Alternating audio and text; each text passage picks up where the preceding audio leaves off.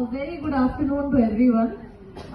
नमस्ते, मेरा नाम डॉक्टर रूही कुमार है। मैं मेडिकल ऑन्कोलॉजिस्ट हूँ, यानी हम कैंसर का ट्रीटमेंट करते हैं और मैं शाश्वत हॉस्पिटल राजकोट से आई हूँ। शाश्वत हॉस्पिटल राजकोट में स्टार्ट हुआ है। दो डॉक्टर्स जो हमारे फाउंडर हैं, दो मेडिकल ऑन्कोलॉजिस्ट ने स्टार्ट किया है 2016 में, doctor Alpesh Tikani and doctor Gautam Makadia. And पिछले 8 साल में हमारी जो आउटरीच है वो बढ़ गई है। हम जामनगर में भी है। हम अभी पिछले 4 महीनों से we have taken over a hospital और हम हमारी प्रेजेंस जामनगर में है, रंजीत प्रसाद रोड पे।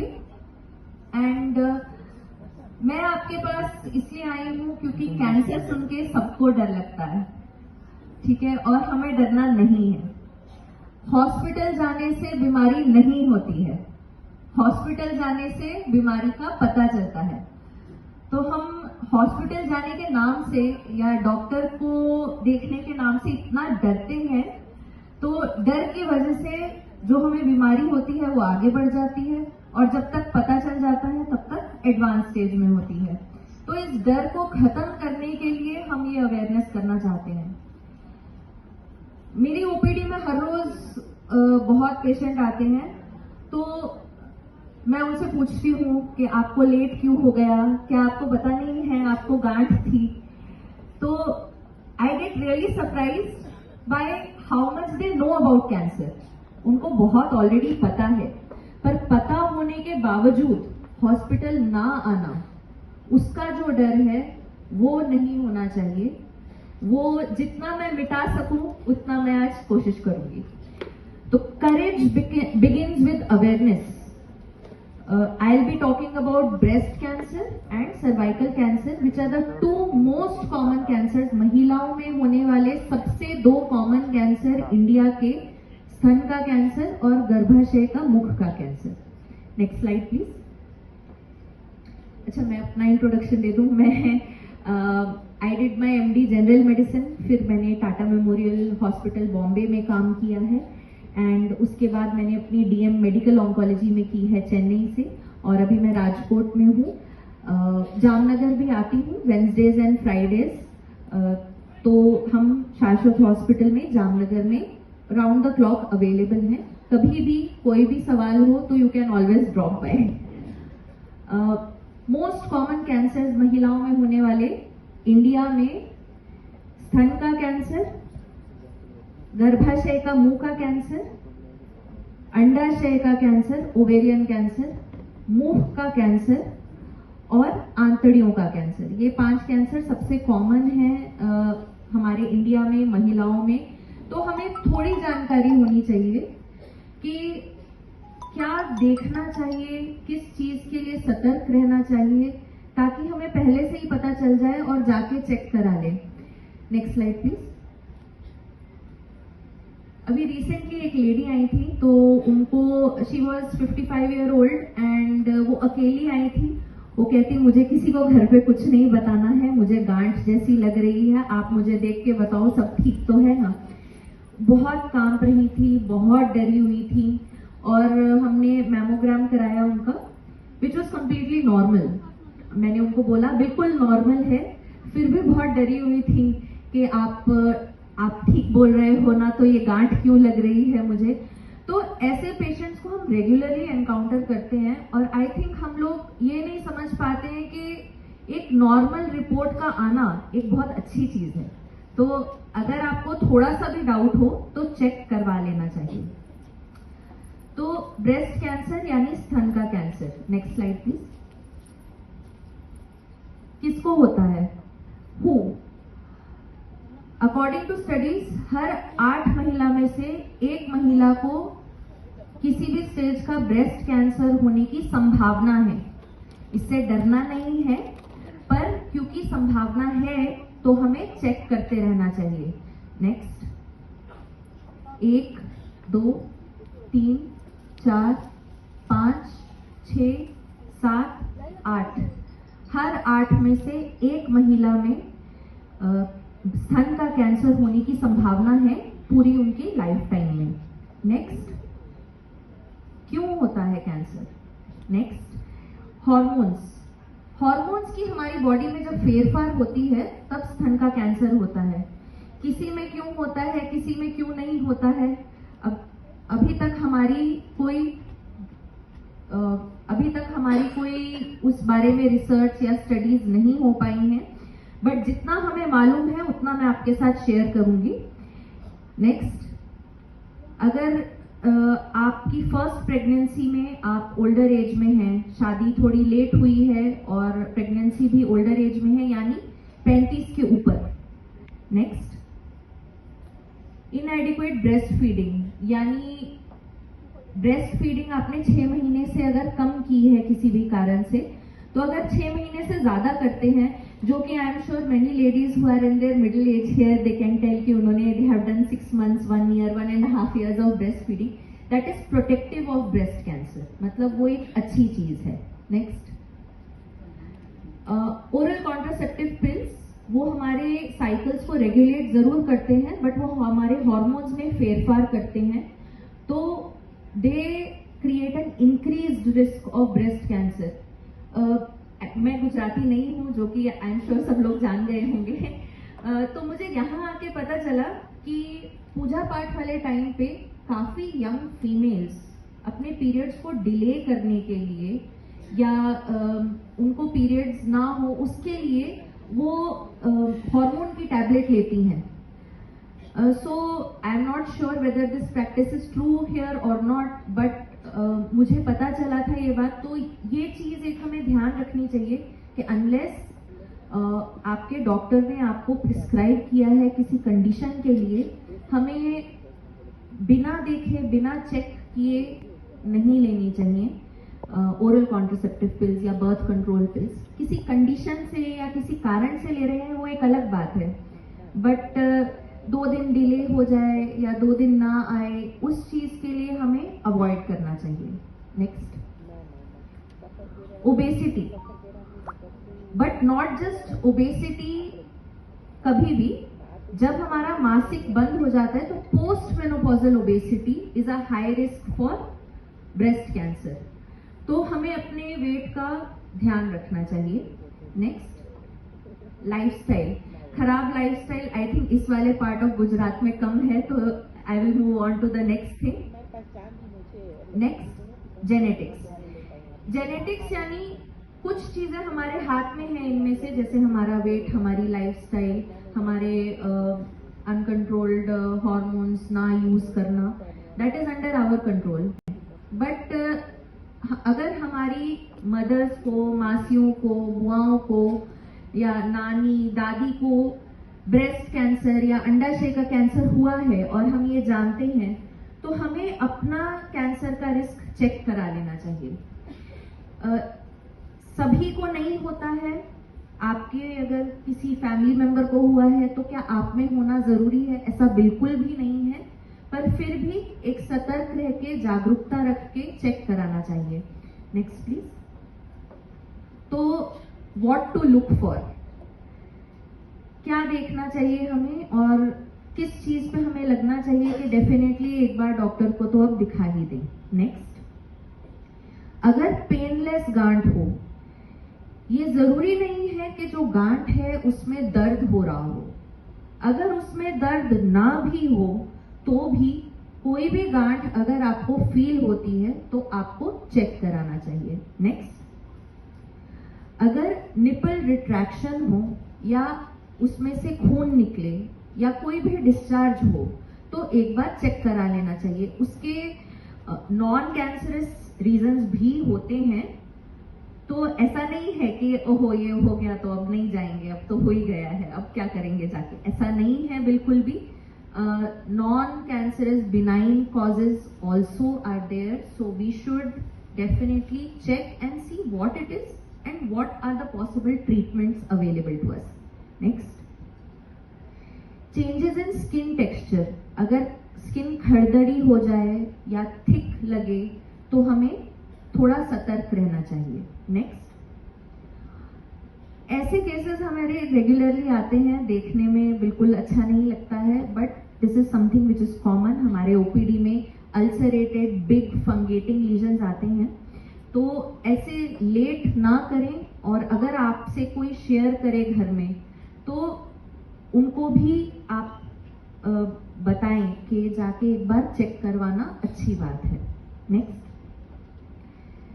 एक चीज मैं बोलूंगी, एज लेडीज हम थोड़ा हिचकिचाते हैं इन सब चीजों के लिए बात करने में, और जब जैसे अगर हमने कहीं बाहर जाना है तो घर में जैसे मुझे पापा को बता के जाना होता है, तो घर में हमें हस्बैंड को, भाई को, पापा को बता के जाना होता है, तो यूजुअली हम हिचकिचाते हैं इन सब रीजन से।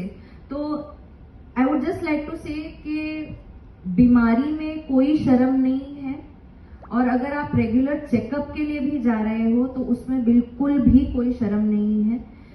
बिल्कुल बेझिझक हमें हेल्प लेनी चाहिए, और डॉक्टर्स जो है वो हॉस्पिटल्स में ही मिलते हैं, तो अगर आपको कोई भी डाउट भी है तो अगर डॉक्टर से बात करनी है तो आपको हॉस्पिटल ही आना पड़ेगा हमसे मिलने के लिए, हम बाहर आपको अनफॉर्चुनेटली नहीं मिल पाएंगे। नेक्स्ट, हम क्या कर सकते हैं, इसमें 3 चीजें इंपॉर्टेंट है।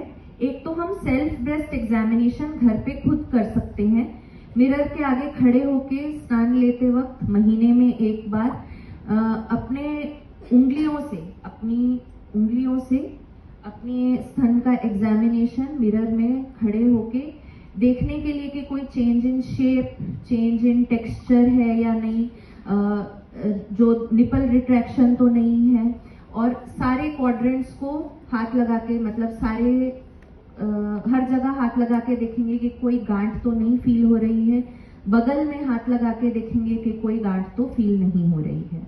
नेक्स्ट, क्लिनिकल ब्रेस्ट एग्जामिनेशन 40 साल की उम्र से ऊपर साल में एक बार डॉक्टर से ब्रेस्ट एग्जामिनेशन करा लेना चाहिए। अगर आपको लगता है कि गांठ फील हो रही है फिर तो डेफिनेटली करा लेना चाहिए। अगर आपको नहीं भी लगता है तो एक रेगुलर चेकअप घर में, यहाँ पे तो काफी लोग डॉक्टर भी होते हैं ना, घर में सबके घर में एक एक डॉक्टर होता है, तो उन्हीं से चेक करा लीजिए, वो भी काउंट करता है। नेक्स्ट, और मैमोग्राफी या अल्ट्रासाउंड साल में एक बार 40 साल की उम्र के ऊपर रेकमेंडेड है। अगर आप रेगुलरली करा रहे हैं और नेगेटिव आता है, मतलब बिल्कुल नॉर्मल है सब कुछ, फिर आपके डॉक्टर आपको खुद ही बोलेंगे कि अब आप 3 साल में एक बार कराएंगे तो चलेगा, 5 साल में एक बार कराएंगे तो चलेगा। नेक्स्ट, कैसे करना है सेल्फ ब्रेस्ट एग्जामिनेशन? मिरर के आगे खड़े होके अपने हाथों को साइड में कमर पे रख के, हाथों को ऊपर करके अपने ब्रेस्ट को मिरर में देखना है, और देखना है कि कोई एसिमेट्री तो नहीं है, अलग तो कुछ नहीं लग रहा है, और अपने हाथों से, उंगलियों से महीने में एक बार डेफिनेटली छाती और बगल का तपास करना है। नेक्स्ट, ये हुआ ब्रेस्ट कैंसर के बारे में। अब मैं थोड़ा और टाइम लूंगी सर्वाइकल कैंसर के बारे में। एक्चुअली ये थोड़ा बड़ी उम्र में आता है। जैसे ब्रेस्ट कैंसर आजकल हम देख रहे हैं छोटी उम्र का कैंसर है। हमने देखा है कि 25-30 साल की लेडीज भी उससे अफ्लिक्टेड हैं, which is very sad. But जो लोग हमारे पास जल्दी अर्ली स्टेज में आ पाते हैं, उनको हम पूरी तरह से क्योर करके उनको एक अच्छी लाइफ, अच्छी क्वालिटी ऑफ लॉन्ग लाइफ दे पाते हैं। तो cancer is curable if detected early. Cervix cancer यानी गर्भाशय का मुंह का कैंसर, ये थोड़ी ओल्डर एज में होता है। जब मासिक बंद हो जाता है तो नीचे से पानी निकलना, सफेद पानी निकलना या ब्लीडिंग दोबारा स्टार्ट हो जाना एक early sign of cervical cancer है। तो अगर घर में कोई है जो आपको बोल रहा है कि वाइटिश डिस्चार्ज होता है but they R post menopausal, यानी नानी दादी के एज ग्रुप के हैं, नॉर्मली वो भी नहीं शेयर करते हैं, तो अगर वो बोले ऐसा तो एक बार हमें हॉस्पिटल जाके चेक करा लेना चाहिए। Next, science and symptoms, excessive irregular bleeding, मतलब मासिक के अलावा कोई भी ब्लीडिंग एक अर्ली साइन हो सकता है सर्वाइकल कैंसर का। और मासिक जब खत्म हो जाए तो उसके बाद सफेद पानी आना या ब्लीडिंग, स्पॉटिंग होना, उसका भी हमें चेक कराना चाहिए। उसमें या तो वो गर्भाशय का एंडोमेट्रियम कैंसर हो सकता है या सर्वाइकल कैंसर हो सकता है, तो डेफिनेटली वो चीज हमें रूल आउट कर लेनी चाहिए। नेक्स्ट, रिस्क फैक्टर्स, वही हार्मोन में फेरफार, viral infections, poor lifestyle habits and lot of things which are not under our control. तो अभी हम जो कर सकते हैं, हम जागरूक रह सकते हैं और हम हमारे हाथ में जितना है चेक कराना और सतर्क रहना और एक दूसरे से ओपनली कम्युनिकेट करना, तो हम that we can do. Next please. There is something called HPV vaccination. कितने लोगों ने यहाँ पे एचपीवी वैक्सीनेशन के बारे में सुना है? कितने लोगों ने सुना है? Great, 30-40% of people have listened, know about HPV vaccine. HPV is a virus. ये वायरस के बहुत सारे टाइप होते हैं। इसमें से एक या दो टाइप ऐसे होते हैं जिनसे कैंसर होने का चांस बढ़ जाता है।